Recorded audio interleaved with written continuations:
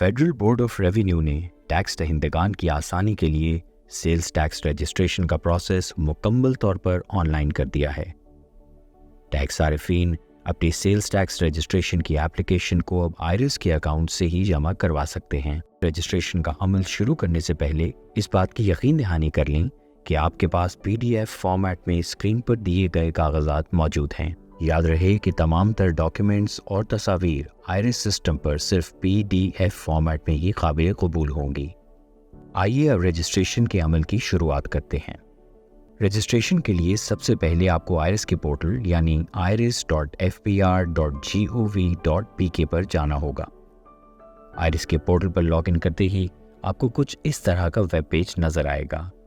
यहाँ पर आपको सबसे पहले अपने रजिस्ट्रेशन नंबर और पासवर्ड को डालकर लॉगिन करना होगा। लॉगिन करते ही आपके सामने आयरिस की विंडो खुल जाएगी। इस विंडो में सबसे ऊपर बाईं जानिब आपको रजिस्ट्रेशन के टैब से मुत्तसिल ड्रॉप डाउन एरो पर क्लिक करना होगा। ड्रॉप डाउन एरो पर क्लिक करते ही आपके सामने मुख्तलिफ इक़साम के फॉर्म्स के लिंक्स नज़र आएंगे। सेल्स टैक्स की रजिस्ट्रेशन के लिए आप फॉर्म 14(1) यानी 14(1) पर क्लिक करेंगे। यहाँ क्लिक करने के बाद आपके सामने कुछ इस तरह की स्क्रीन नज़र आएगी। याद रहे कि इस वक्त आप इन्फॉर्मेशन के टैब पर मौजूद हैं।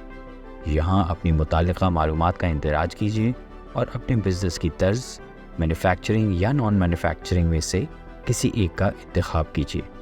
इसके बाद बैंक अकाउंट के टैब पर क्लिक करें। इस टैब में दाईं जानिब दिए गए प्लस के साइन पर क्लिक करें। खुलने वाली नई विंडो में हम अपने बिजनेस के बैंक अकाउंट से मुताल्लिक मालूमात दर्ज करेंगे। सबसे पहले टाइप पर क्लिक कीजिए और अकाउंट सेलेक्ट कीजिए। फ़ॉन्ट में अपने अकाउंट की कैटेगरी सेलेक्ट कीजिए। उसके बाद इंस्टीट्यूशन के खाने में सर्च पर क्लिक कीजिए और अपने बैंक का नाम और शहर दर्ज करके सर्च पर क्लिक कीजिए। आप देखेंगे कि आपके दिए गए बैंक के मुतालिका शहर में सब ब्रांचेस की तफसीलात आवेज़ा हो जाएंगी।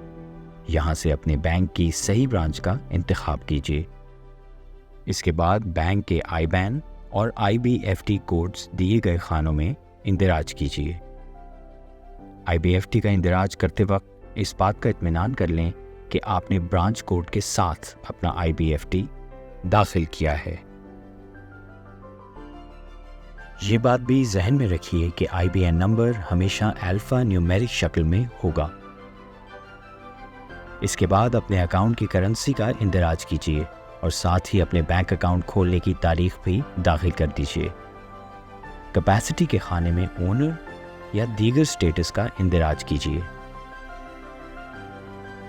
शेयर के खाने में अपने शेयर का इंदराज कीजिए जो कि ओनर होने की हैसियत से 100% होगा। अगर आप ओनर नहीं हैं तो अपने शेयर अपने स्टेटस के मुताबिक दाखिल कीजिए। इन मालूमात के इंदराज के बाद इस विंडो को ओके प्रेस करके बंद कर दीजिए।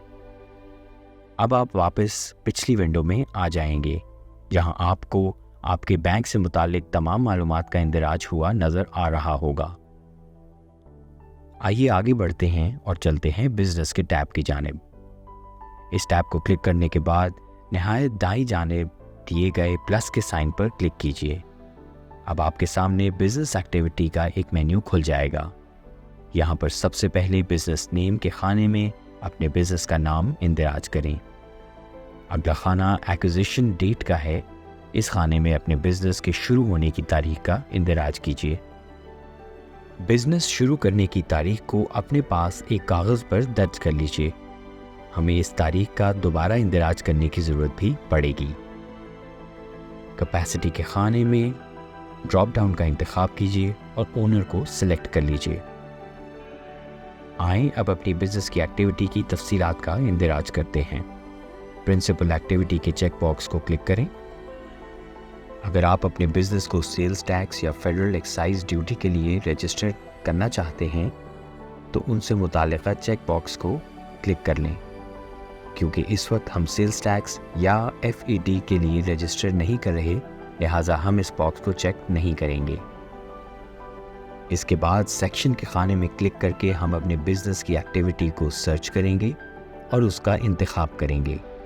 सर्च करने पर آپ کو اپنے بزنس سے متعلق مختلف کیٹیگریز دکھائی جائیں گی۔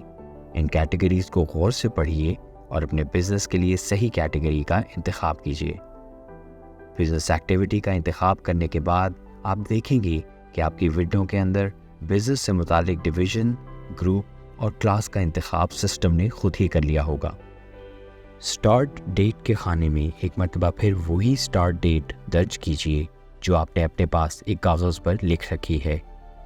جب آپ اپنی دی گئی معلومات کو اوکے کریں گے تو آپ کے سامنے ایک چھوٹی ونڈو کھلے گی جس میں آپ کے اندراج کی ہوئی تفصیلات آویزاں ہوں گی۔ اس بات کا اطمینان کر لیجئے کہ یہ تفصیلات درست ہیں اور اوکے کے بٹن کو دبا دیجئے۔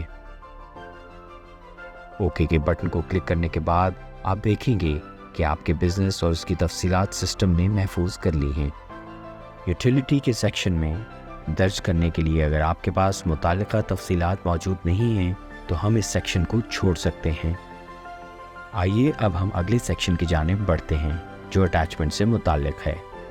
اس سیکشن میں آپ کو ان تمام ڈاکیومنٹس کی PDF کی ضرورت پڑے گی جن کا ذکر ہم پہلے کر چکے ہیں۔ سب سے پہلے ہم بینک اکاؤنٹ سرٹیفکیٹ کی اٹیچمنٹ کو محفوظ کریں گے۔ اس کے لیے نہایت بائیں جانب دیے گئے پلس کے سائن پر کلک کریں۔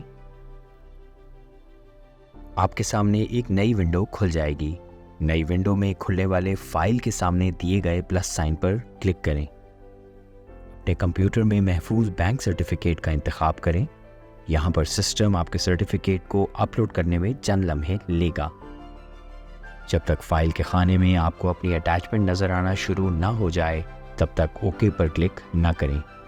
فائل اپلوڈ ہونے کے بعد اوکے کے بٹن کو دبانے پر آپ دیکھ سکیں گے کہ سسٹم نے آپ کے اکاؤنٹ مینٹیننس سرٹیفکیٹ کو محفوظ کر لیا ہے۔ ڈاکیومنٹ اپلوڈ کرنے کے اسی عمل کو دہراتے ہوئے اپنے یوٹیلیٹی یعنی گیس یا بجلی کے میٹر کی تصویر کو اپلوڈ کریں۔ آگے بڑھتے ہوئے جس ایڈریس پر آپ کا آفس ہے اس کی تصویر بزنس پریمیسز کے سیکشن میں اپلوڈ کریں۔ جب آپ اپنی مین ونڈو پر واپس آئیں گے تو اس ونڈو میں اوپر دائیں جانب آپ کو ڈیٹا سیوڈ سکسیسفلی کا میسج بھی نظر آئے گا۔ اس کا مطلب ہے کہ سسٹم آپ کا ڈیٹا کامیابی کے ساتھ محفوظ کر رہا ہے۔ اگر آپ مینوفیکچرنگ کنسرن ہیں تو آپ اپنی فیکٹری یا مینوفیکچرنگ کی جگہ کی تصویر کو بھی اپلوڈ کر سکتے ہیں۔ اگر آپ امپورٹ ایکسپورٹ کا بزنس کرتے ہیں تو ٹریڈنگ کے حوالے سے آپ کو بل آف لیڈنگ یا HS کوڈز کو بھی اپلوڈ کرنا ہوگا۔ کیونکہ ہم نان مینوفیکچرنگ بزنس کا اندراج کر رہے ہیں، ہم ان آپشنز میں کوئی PDF فائل اپلوڈ نہیں کریں گے۔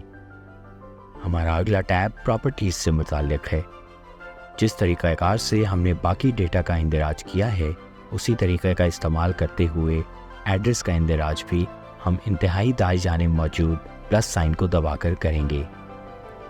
آئیے اب ایٹریبیوٹس کے ٹیب کی طرف بڑھتے ہیں۔ اس ٹیب میں ہمیں اندراج کرتے ہوئے اس بات کا خاص خیال رکھنا پڑے گا کہ آیا ہم سیلز ٹیکس کی رجسٹریشن وقتی طور پر کرنا چاہتے ہیں یا مستقل طور پر، کیونکہ ہمیں جس سیلز ٹیکس کی رجسٹریشن کی ضرورت ہے وہ پرماننٹ ہے، اس لیے ہم پلس سائن پر کلک کر کے سسٹم کے پوچھے گئے سوال یعنی do you want a temporary STRN کا جواب منفی میں درج کروائیں گے۔ رجسٹریشن کے عمل کا یہ آخری مرحلہ ہے۔ FPR کے پورٹل پر ایک بے حد کارآمد آپشن یعنی اپنے فارم کو سیو کرنے کی سہولت مہیا کی گئی ہے۔ آپ رجسٹریشن کے دوران کسی بھی وقت رجسٹریشن کے عمل کو محفوظ کر کے سسٹم سے لاگ آؤٹ کر سکتے ہیں اور اپنی آسانی کے مطابق بعد میں سسٹم میں لاگ ان کر کے اس عمل کو وہیں سے شروع کر سکتے ہیں جہاں سے آپ نے سیو کیا تھا۔ جب آپ کو اس بات کی تسلی ہو جائے کہ آپ کا فارم صحیح معلومات کے ساتھ محفوظ ہو گیا ہے تو آپ اس ونڈو کے اوپر بائیں جانب موجود سبمٹ کے بٹن کو دبا کر اپنی ایپلیکیشن FPR کو الیکٹرانکلی ارسال کر سکتے ہیں۔ اس بات کا خاص دھیان رہے کہ ایپلیکیشن سبمٹ کروانے کے بعد 30 دن کے اندر آپ کو اپنے کسی بھی قریبی سہولت سینٹر یا نادرا کے آفس جا کر بائیو میٹرک ویریفیکیشن کروانی ہوگی۔ Biometric verification automatically system میں اپلوڈ ہو جائے گی اور آپ کی ایپلیکیشن مکمل ہو جائے گی۔ 30 دن میں بائیو میٹرک مکمل نہ ہونے کی صورت میں آپ کی ایپلیکیشن کینسل تصور کی جائے گی एप्लीकेशन के सही तौर से इंदराज और बायोमेट्रिक वेरिफिकेशन मुकम्मल होने के 24 से 48 घंटों में आपको सेल्स टैक्स रजिस्ट्रेशन नंबर जारी कर दिया जाएगा। उम्मीद है FBR के इस ऑनलाइन एप्लीकेशन सिस्टम से आपको अपने बिजनेस का इंदराज करवाने में आसानी पैदा होगी। आपकी तवज्जो का शुक्रिया।